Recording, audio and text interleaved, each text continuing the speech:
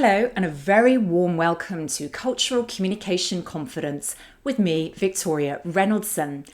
And a very warm welcome to our latest episode, episode 29, where we'll be talking about public speaking confidence. Now, public speaking is something that I often get asked about. It tends to be the area that a lot of people have fears around. And in fact, in some surveys, they say it's the number one fear that people have, to stand up and speak in front of other people. And yet, whatever we're doing in life, whatever our job is, whether you're working inside a company and developing your career, or maybe you own a business and you're growing that business, public speaking is an incredibly important skill to master and to develop and to improve all the time. People sometimes describe it to me as incredibly stressful. And so I really coined this term communication stress to describe this when we are preparing for an event or a particular type of presentation. And that communication stress, rather than helping us, is actually holding us back. So how do we improve these skills? How do we move through the stress and really build up our confidence in public speaking?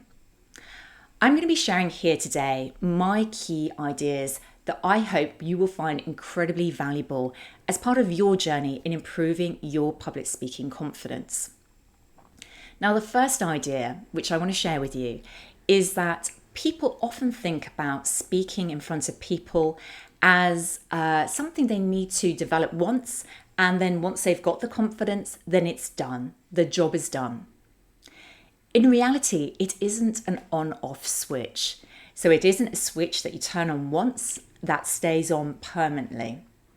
In fact, I tend to just compare it and describe it as like a bowl of spaghetti, if you imagine this, where everything is mixed up together and there are highs, there are lows, and that really is about your good days and your bad days.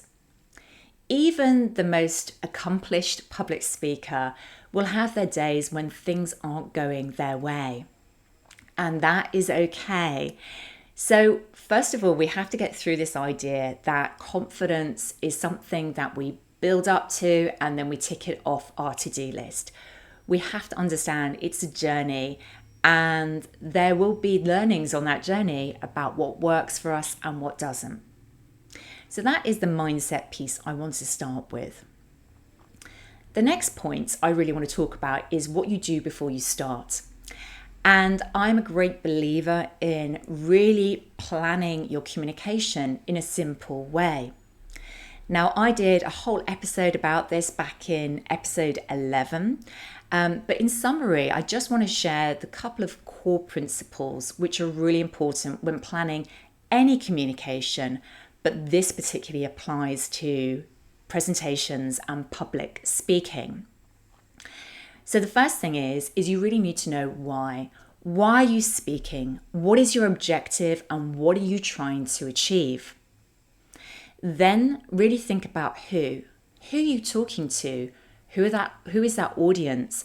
Do you know them well? And if you don't, what can you find out about them to really make sure that when you're speaking to them? And then really what? What is your key message? What is it you're trying to really land with this group? Now that's a shortened version of how to plan, but even those 3 key questions can really help you keep it simple and help you along on that journey. So from the planning, let's talk about the importance of energy. Now, there is a fantastic TED Talk by somebody called Amy Cuddy, and I'll put a link to it in the show notes, where she talks about how our energy and how we move our bodies is really important for our audience. However, the last point she makes in her talk, which I think is really critical, is that it's not just about how it comes across to our audience, it's also about how it makes us feel.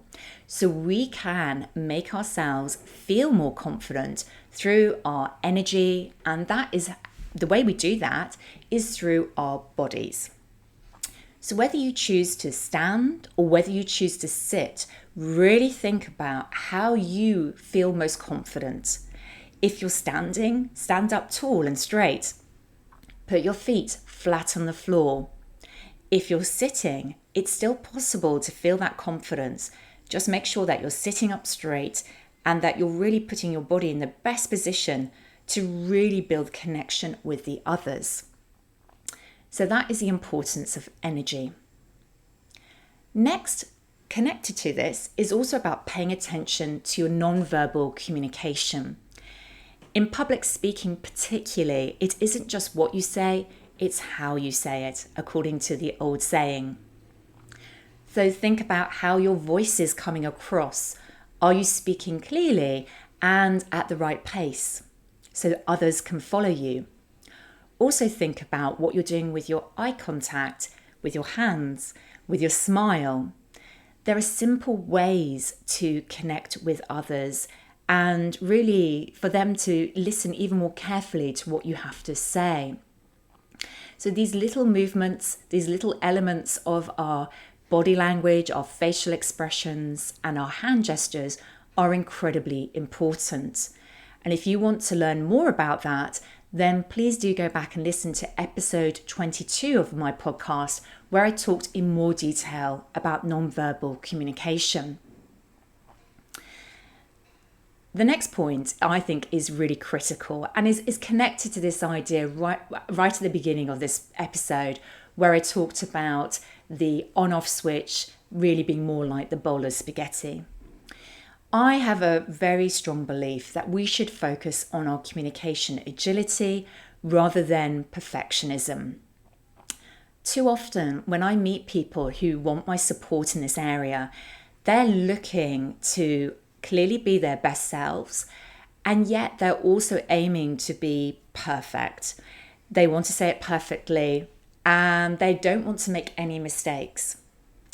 This fear of mistakes can actually hold us back and may not be that helpful to you. Instead, if we focus on being flexible, being able to react spontaneously if things don't quite go to plan, and even that we can recover if we make a mistake, then that is really important. And that brings me to the last idea that I want to share with you today, which is if you do lose your place and you do lose what you're saying in the middle of it, then there is a little exercise that I practice with my clients to get comfortable with being uncomfortable. And that exercise has the acronym PSS. And that stands for pause, smile, start again. Honestly, this is the best way to recover from when you have made a mistake, said something you didn't want to say, or perhaps have lost your way. It shows that you are human, that you know how to recover from this and keep going no matter what.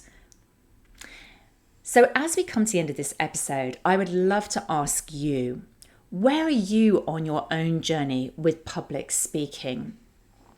What is your next step on that journey? And which of these ideas that I have shared with you today will you take forward and try out in your own public speaking? I would absolutely love to know. So please do reach out to me on LinkedIn. My personal profile over there is Victoria Reynoldson.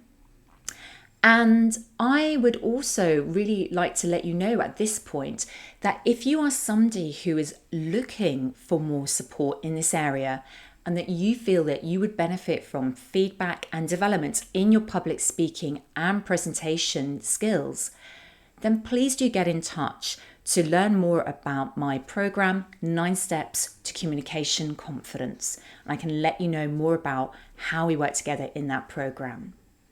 I'll put a link to contact me in the show notes below.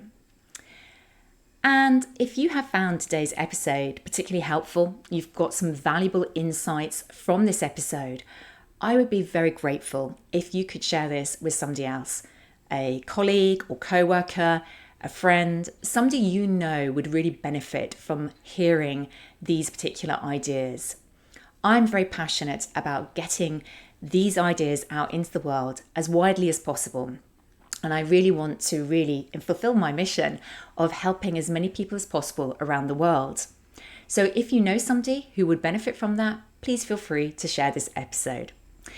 Thank you so much for joining me today, and I look forward to seeing you next time on Cultural Communication Confidence.